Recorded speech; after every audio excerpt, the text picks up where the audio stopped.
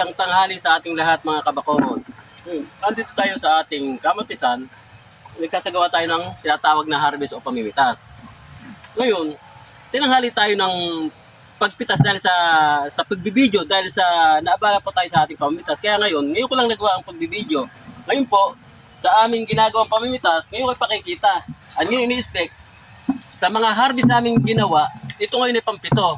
Nung nakaraan, pumitas kami ng 58 box o kahon na tinatawag. Kaya ngayon, dito natin malalaan kung tayo ay makararami pa o masihigitan pa ang 58 nating kahon na napitas nung nakaraan. Kaya po, mamaya malalaan natin mga kabakood kung ilan.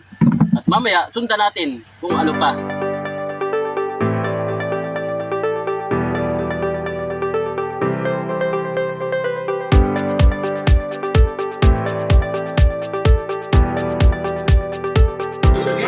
Mga kabakood, ngayon po, narito na ang aming nayari ng impake.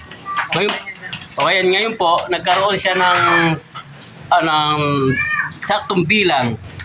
Nagkaroon po siya ng bilang na 71 box o kahon na tinatawag. O, ayan po ang aming. Kung makikita nyo po, ayan.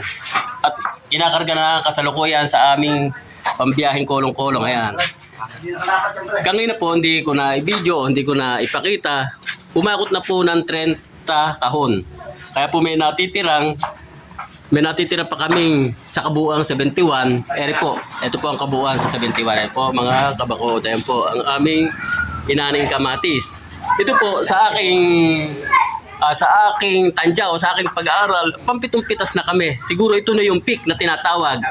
Nandun na kami dun sa nakuha na namin yung talagang kalakasan ng pitas o yung hangganan. Kaya mga kabakood, umaasa na ako ito dahan-dahan ang bababa.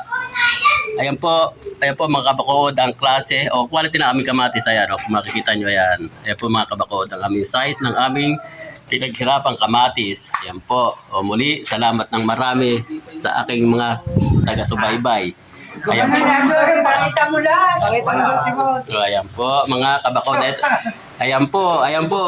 Ito po ang aking manager. Ito po ang aking kaibigang biyahero at ito si Boss Romer. Ayan po.